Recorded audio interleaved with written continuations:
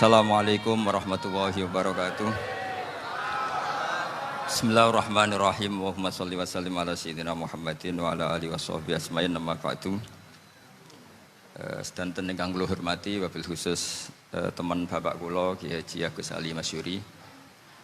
Beberapa kiai yang tanpa ngurangi rasa hormat, saya hormati semua. Ini ada beberapa Gus. Ini saya ngaji insyaallah seperempat jam. Seperempat jam nanti yang menghisap Gus Kausar berapa Gus? 10 menit. 10 menit. Begini, sebetulnya saya membela semua umat Islam itu ahlul jannah. Karena saya ini ibarat marketing. Kalau orang Kristiani itu kan setiap orang mati sudah tenang bersama Bapak di surga. Jadi kampanye itu menarik sekali. Sementara kita sudah kiai, sudah imam masjid, sudah ulama, masih saja dikhawatirkan su'ul khotimah. Ini kalau kampanye ini tidak imbang, ini nanti saya takut kalah. Makanya saya bilang pokoknya semua orang mukmin itu ahlul jannah. Karena memang asli hadisnya seperti itu, man qala la ilaha illallah dakhalal jannah.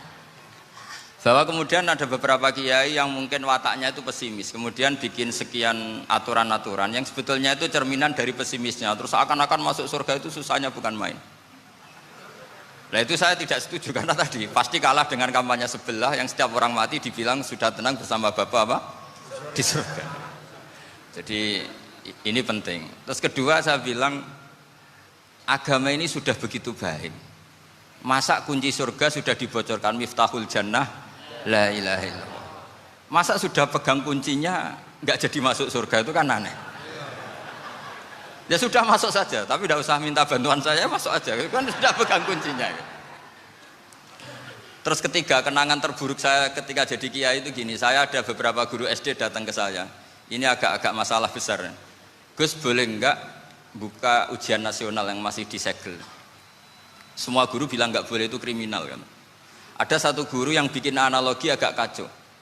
Boleh saja. Wong ujian di kuburan saja dibocorkan para kiai nggak apa-apa. Itu.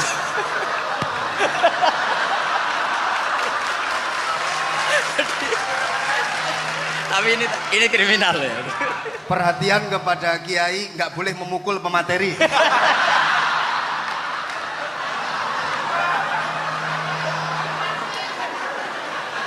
Jadi tentu itu analogi yang salah kan. Marrobuka kan, Tuhan kamu siapa, Nabi kamu. Tuhan kamu siapa, Nabi kamu siapa, imam kamu siapa. Ini kan sudah dibocorkan oleh para kiai. Artinya apa? Nak raiso jawab kebablasan gitu. Terus guru ini berpikir kalau ujian akhirat sekrusial itu saja bisa dibocorkan, kenapa ujian nasional tidak boleh? Tentu ini kias yang salah, saya tidak ngajari seperti itu. Tapi saya ngajari ke kalian betapa mudahnya masuk surga. Kunci jawaban sudah dikasih, kunci pintu masuk sudah dikasih. Kok sampai tidak masuk, ini kebablasan. Paling salah gurunya. Jadi ini kenapa saya sering cerita orang mukmin semuanya itu min ahlil jannah. Itu saya jamin. Sama tidak usah takut su'ul khotimah, tidak usah takut berlebihan seperti itu. Karena setahu saya, setidaknya saya mewakili ulama zaman ini. Rata-rata guru kita ini bermadzhab Syadzili dalam berkeyakinan berpikir tentang Allah.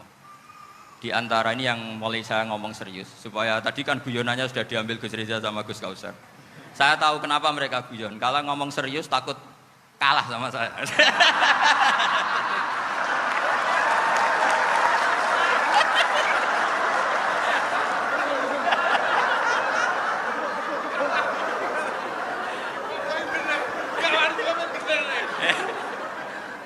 Karena saya ini sudah terkenal pemikir serius, jadi artinya itu satu kepintaran mengalihkan.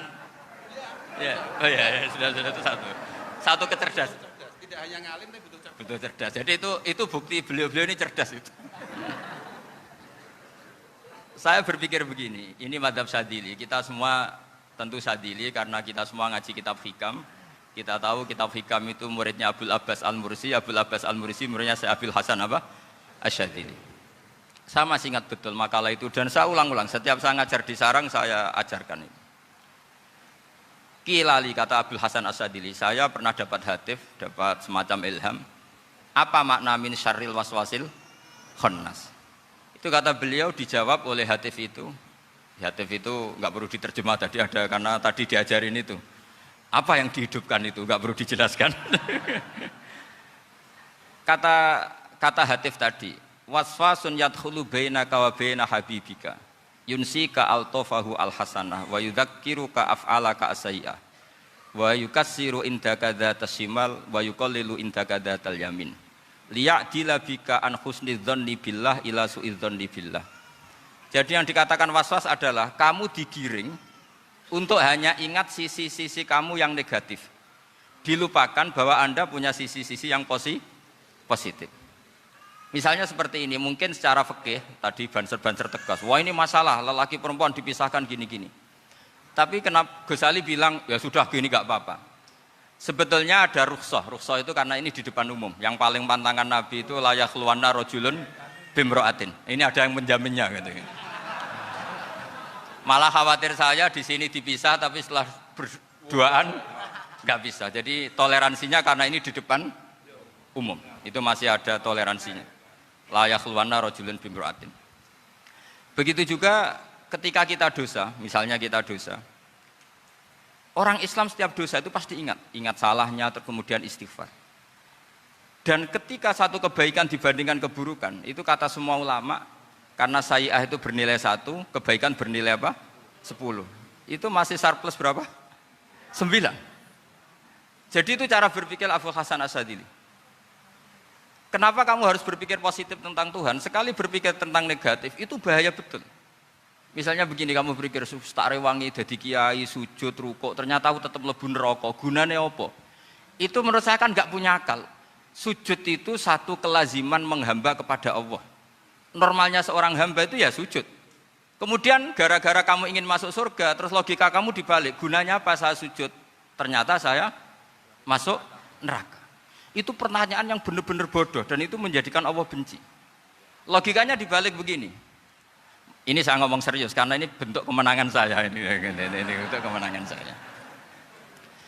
Saya berkali-kali ngomong di kota pelajar di Jogja karena banyak pengujinya juga. Bukan sekedar pendamping tapi penguji. Banyak yang profesor, bukan sekedar dokter, banyak yang profesor. Jadi biar ini dok.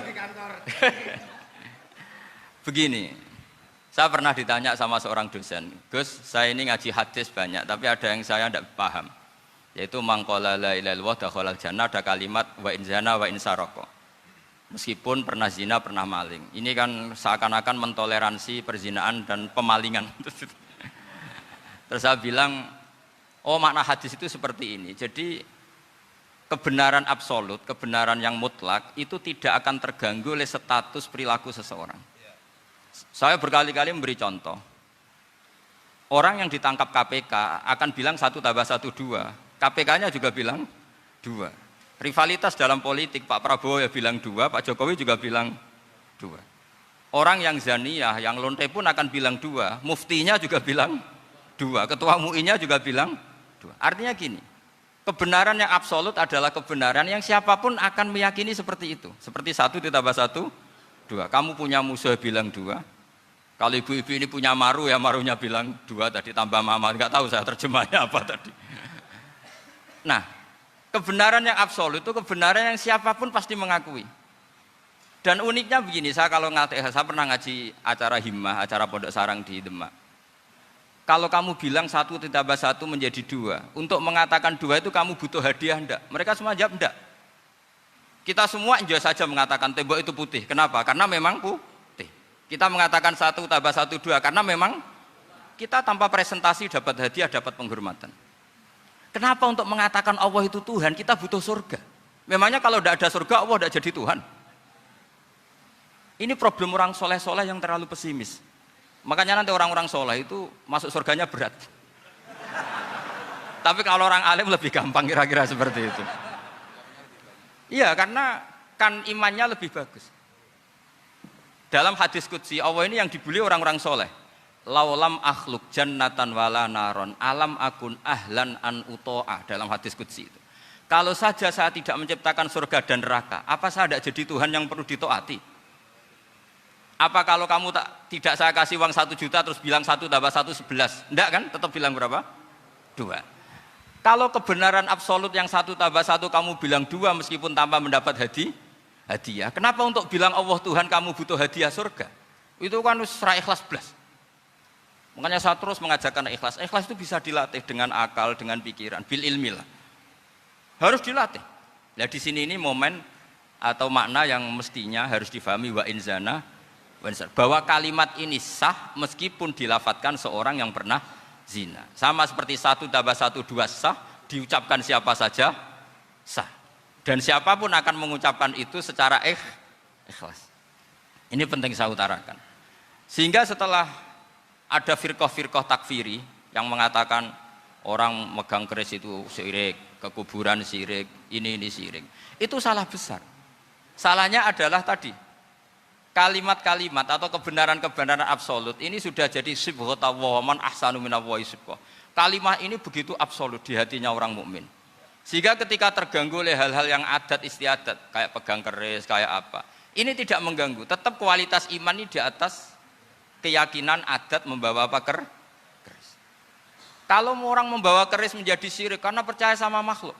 Orang misalnya kejawen kalau nggak bawa keris nggak nyaman. Orang kota itu kalau nggak bawa ATM juga nggak nyaman. Itu tidak dihukumi syirik. Kamu pergi lupa bawa HP nyaman enggak? Enggak, kenapa enggak dihukumi syirik?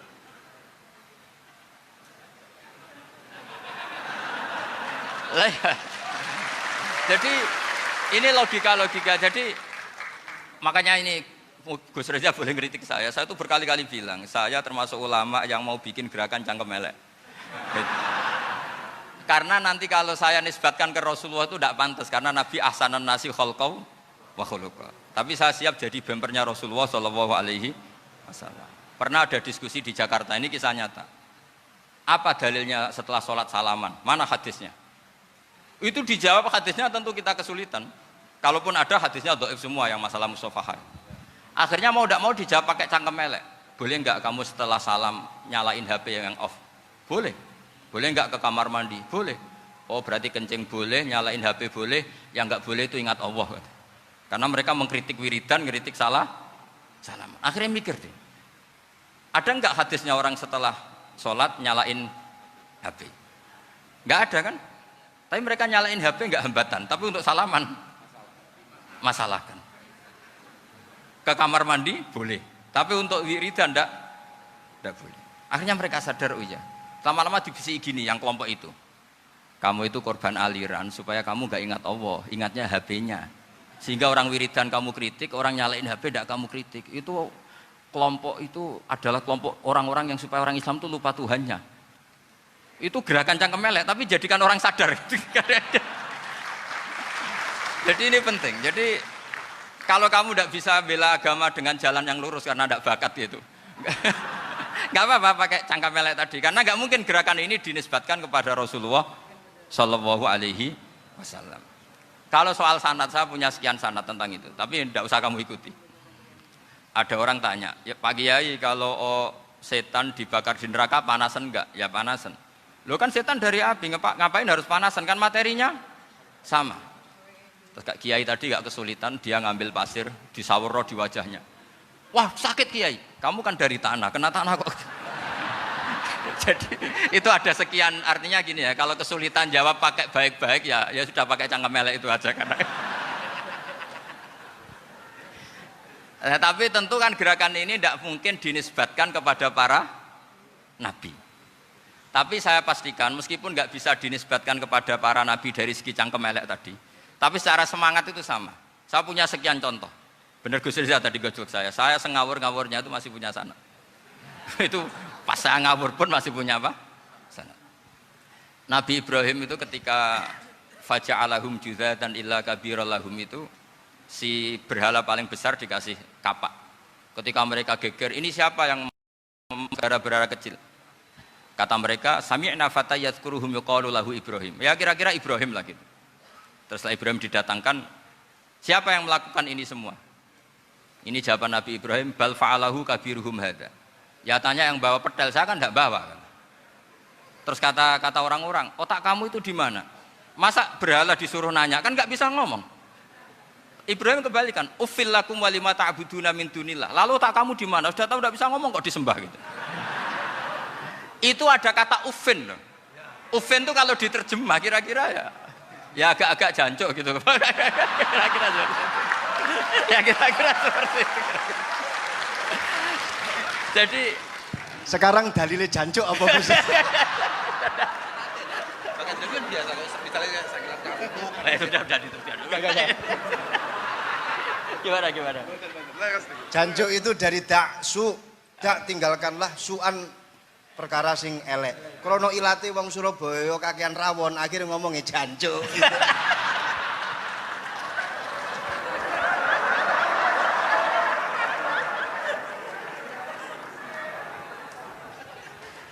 Jadi mulai dulu melawan kebatilan itu harus pakai logika yang vulgar. Karena memang nggak mungkin dengan bahasa-bahasa priayi itu nggak mungkin. Dan ini penting saya utarakan. Nah, kalau nanti nggak mungkin dinisbatkan kepada Rasul karena Nabi adalah ahsanan nasi khalqa wa khuluqa, kita yang ngambil alih saja. Gus Reza, saya, Gus Hasan ini cara cangkem elek kan pantas. Luas. Selain bakat ya sudah natural. Karena memang itu cara kita menjelaskan kebenaran. Saya ulang lagi, itu cara kita menjelaskan apa? Kebenaran. Mau tidak mau. Saya pernah ditanya sama seseorang, Gus, beberapa nabi itu kan poligami. Poligami itu bukti hipersek. Karena yang tanya itu orang nasionalis, nggak pati senang Islam. Terus tak balik tanya, perempuan itu makhluk lemah enggak? Ya lemah. Kalau nolong lama satu itu gimana? Ya baik. Kenapa nolong dua jadi tidak baik? Harusnya kalau nolong tiga tidak baik. Tapi saya tidak dukung poligami. Nah, ini cerita. Setidaknya mereka jadi ingat. Saya itu pernah ditanya agak-agak orang ateis. Dia benci Islam tapi neliti Islam. Pertanyaan kedua, kenapa dalam perang itu seakan-akan Nabi itu perampok? Hartanya orang kafir disita kemudian menjadi ghanimah. Itu kan kayak ngerampok. Terus saya tanya gini, kalau ada penjahat ke rumah kamu, kemudian pakai senjata api, setelah kamu ringkus, itu senjata api kamu kembalikan apa kamu sita?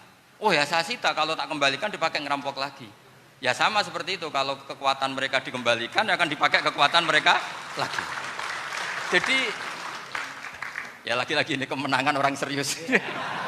Karena nanti guyonnya sudah dintekno sama Gus Safa sama Gus Riza. Nah, kenapa saya ngajar begitu rileks, begitu santai? Karena pikiran saya sederhana. Fa innal uqula muttarratun ila qabilil haq. Akal sehat pasti dipaksa menerima apa? Kebenaran. Sehingga kebenaran itu tidak usah kamu ngomongkan secara serius, tidak perlu. Kebenaran itu mudah diterima. Saya itu pernah ngaji berkali-kali di Jogja di mana-mana sampai ada buku seorang dokter nulis tesisnya itu bangga lagi menjadi muslim setelah ngaji saya itu. Karena saya menerangkan itu ringan. Orang Islam itu harus mencintai Allah. Ciri utama cinta itu tidak tegang, rileks. Saya bilang begini, kalau kamu pernah 1 tahun digratisi orang rumah, makanan, kamu kira-kira itu mudah nggak mencintai orang yang berjasa sama kamu minjemin rumah dan ngasih makan gratis? Mudah kan? Apalagi kita ini mudah mencintai orang yang minjemin mobil 1 tahun, ngasih rumah 1 tahun, apalagi selamanya. Kenapa kita tidak mudah mencintai Allah yang memberi kita bumi, air, oksigen, semuanya kita dikasih Allah? Akhirnya mereka mikir, wong mencintai seseorang yang ngasih dalam durasi 1 tahun saja mudah, apalagi mencintai Allah yang ngasih kita tanpa batas. Itu disebut walladzina amanu asaddu hubbal lillah. Orang mukmin itu mudah sekali mencintai Allah. Caranya dilatih tadi. Kita mudah mencintai orang yang berjasa sama kita. Kenapa tidak mudah mencintai Allah yang tentu jasanya lebih besar? Nah, karena akhir-akhir ini banyak orang yang terlalu nazir, terlalu kata Nabi kan basyiru walatu nafiru yasiru walatu asiru. Sehingga saya bikin gerakan. Pokoknya semua orang mukmin pasti masuk surga. Nanti soal ada kesalahan-kesalahan kecil yang menjadikan orang su'ul khotimah itu sifatnya kehati-hatian. Jangan menjadi hukum. Hati-hati itu tidak menjadi hukum. Kalau kamu nyupir hati-hati itu bukan berarti pasti kecelakaan, enggak. Hati-hati itu ya hati-hati saja, tidak menjadi hukum. Ini penting saya utarakan karena kubu sebelah kampanyenya sudah tadi, setiap mati mesti tenang bersama Bapak di surga. Sementara kita mau kampanye, kamu sholat tidak mesti diterima, haji tidak mesti diterima, jadi kiai tidak mesti masuk surga. Coba kalau kita kampanye gitu terus, yang mau jadi muslim itu siapa? Jadi ini sudah tak perhitungkan matang-matang saya milih macam seperti itu. Ya ini saya pikir sudah, ini pembandingnya supaya punya waktu. Saya suka sekali. Nah ini yang sesi terakhir ya, sesi terakhir. Saya akan cerita fikih karena Nyun memang sewu Gus, ada iklan sebentar dari ibu-ibu, pentolan mic kurang dekat ke mulutnya Gus Baha. Sehingga suaranya tidak terdengar sampai ke belakang. Oh, gitu, pentolannya didekatkan Gus Oh, ke mulutnya. ini kalau ngomong konotasinya itu mesti nyerempet. Sudah apa ya? Sudah ahlinya di situ. Ya malah ada di situ.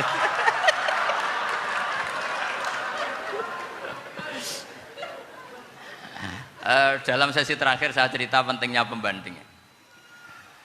Imam Rafi'i itu yang ngarang kitab Muharrar. Kitab Muharrar ini adalah ringkasan dari kitab Al-Wasit. Al-Wasit itu karangannya Imam Ghazali. Al-Wasit sendiri ini khas ngaji NU karena NU maknanya Nahdlatul Ulama, gerakan para ulama. Jadi kalau nggak ngerti alim-alim seperti itu ya ada NU. Sebenarnya sampai itu pasnya Nahdlatul Ummah, gerakan umat. Tapi kan sudah jadi partai politik Nahdlatul Ummah. Karena yang katakan NU itu Nahdlatul Ulama, gerakannya para ulama. Imam Rafi'i itu berpendapat sujud itu cukup pakai batuk, pakai jidat. Itu dalam kitab Muharrar. Wal asoh anna sujud yasihu mau cukup biwat iljabah. Ketika Imam Nawawi mentasih kitab Muharrar namanya Minhajut Thalibin, itu mengkritik Imam Rafi'i. Kata beliau sujud itu untuk sah harus melibatkan 7 anggota karena berdasar hadis umirtu an asjuda ala sapati a'zumin, yaitu al jabhah wal yaden warukbaten wal kodamen, yaitu jabhah 2 tangan, 2 lutut dan 2 kodamen. Akhirnya saya ngecek di kitab asli Imam Rafi'i termasuk Ashabut Tarjih dan Imam Nawawi. 2 orang ini khilaf. Kan nggak mungkin kita sebagai musokhehnya karena yang khilaf ini 2 ulama besar, satu Imam Rafi'i, satu Imam siapa? Nawawi. Kita tidak bisa hanya ngikuti Fathul Mu'in yang mengatakan idaktalafan Nawawi war Rafi'u kudiman Nawawi, tidak bisa karena Imam Nawawi ini sering nginduk sama kitabnya Imam Rafi'i karena senior Imam Rafi'i. Setelah saya cek di kitab kitab asli Mamba ya, satu sumbernya semua mazhab apa? Syafi'i. Ternyata Imam Syafi'i nak ngedikan hanya begini. Wa uhibbu, saya suka setiap orang Islam sujud itu melibatkan 7 anggota karena itu aman, pasti sah. Tapi wayah tamilu kata beliau, tapi mungkin saja sujud hanya watul jabah itu sah. Kenapa kata Imam Syafi'i? Liqaulihi sallallahu alaihi wasallam atau li du'aihi apa sallallahu alaihi wasallam fi sujud sajadalaka wajhi wa sam'i wa basori. Nabi ketika sujud itu hanya berdoa, ya Allah sujud kepada engkau wajhi wa sam'i wa basori. Nabi tidak menyebut wayadi wa rukbati wa qadam. Sehingga saya berkali-kali bener kata Gus, saya ini pembela umat sing sujute 7 anggota ya tak lem pantes dadi Rais Suriah. Itu. Yang sujute bathuk tok ya tetap sah ngikuti mazhabnya Imam Rafi'i. Meskipun itu tidak saya anjurkan. Tentu tidak saya anjurkan. Alasannya Imam Syafi'i tadi, Rasulullah pernah berdoa dengan kata-kata sajadalaka wajhi, bukan diteruskan wayadi warubati wakodah. Sehingga fal khilaf huna bakin ala khiddati kalau dalam bahasa fikih. Khilaf biar tetap sesuai aturan khilaf masing-masing. Enggak perlu kamu menggugurkan pendapat Rafi'i yang mengesahkan sujud hanya pakai jabah. Ini penting karena tadi seperti saya katakan, yang sujud anggota pitu ya masuk swarga mergo pintere, sing nganggo bathuk tok yang mlebu swarga mergo gobloke tadi, karena aksaru ahlil jannah al-bulbu. Nah ini mazhab saya. Jadi saya itu ingin umat Islam itu baik-baik saja. Ya. Karena tidak mungkin lah kita tidak bela Islam di zaman akhir, tidak mungkin kan tadi kubu sebelah kampanyenya sudah seperti itu. Kalau kita ngomong ikhtiyat, kiai ra mesti mlebu swarga, sing salat ngethuk ra mesti husnul khotimah, wah akan jadi repot. Saya ini pengagum teori ikhlas, dilatih bil ilmi, saya ulang lagi, dilatih bil ilmi. Saya ini malunya tadi saya mengatakan 1 tambah 1 2 itu meskipun tidak ada yang memberi hadiah tetap saya katakan 2. Saya mengatakan air itu dingin, tidak ada yang ngasih hadiah, saya akan bilang kalau air itu dingin, kalau api itu panas. Untuk hakikat-hakikat seperti itu saja saya jujur tanpa ingin imbalan. Tapi ketika hakikat mengenai Allah kok saya minta imbalan surga dan neraka, ini apa-apaan? Kira-kira gitulah, Rois Suriah macam apa gitu.